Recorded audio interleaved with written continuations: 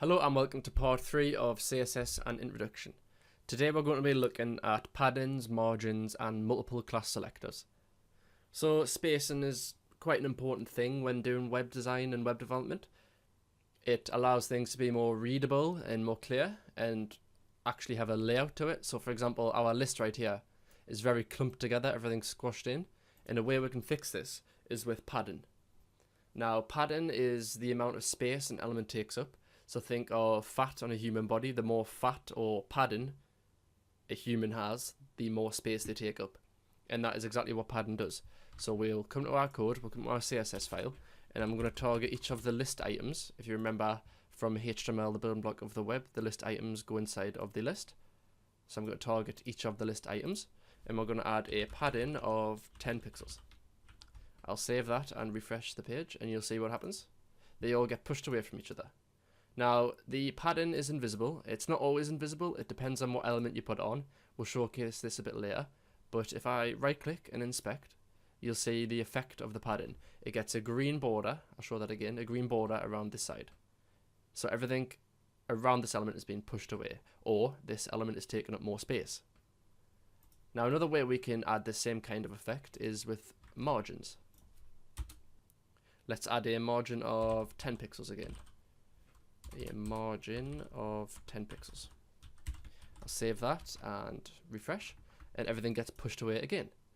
If I right click and inspect, we'll see that it gets another border. So we've got the green border, which is the padding, and then we've got the orange border, which is the margin.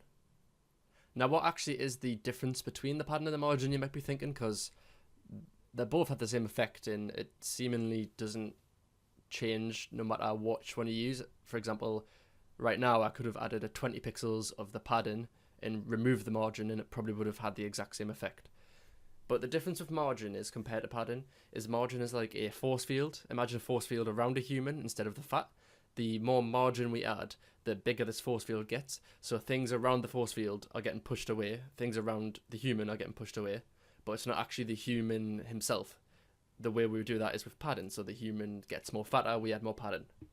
And the way this is best showcased is using a button. So let's go back to the HTML. I'm going to come under the H1 and add a button. And we'll just add some text to this.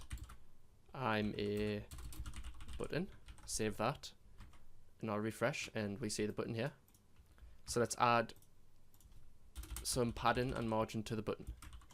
If we come in and we add, I've misspelled button there, button. If we come in and add just a padding for now, a padding of 10 pixels and save.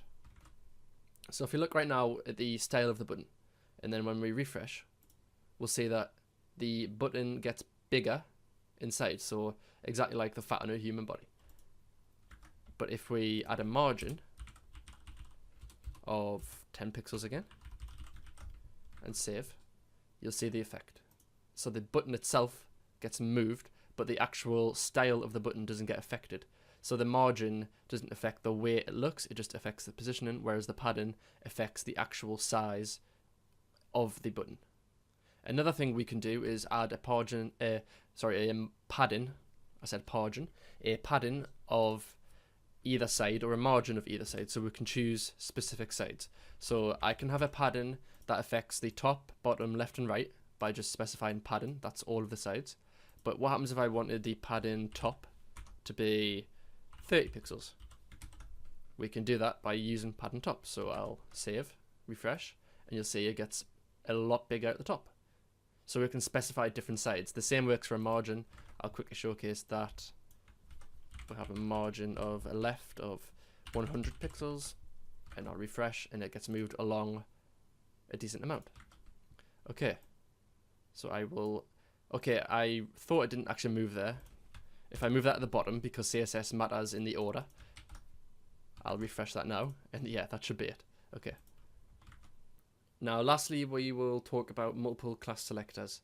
So if I get rid of this margin left right now and save, if we look at the code for the li in the button, they are the exact same. So there is a way to join these together to make it less of space. So right now it's taking up quite a few lines. But instead we can simply add a comma and then add button here instead. And then we can delete this and save, and we can see that they both still stay the same. Obviously the button moved to the left because I got rid of the margin left, but we can use these. So we could add, for example, H1, we could add anything we want. We could add unlimited.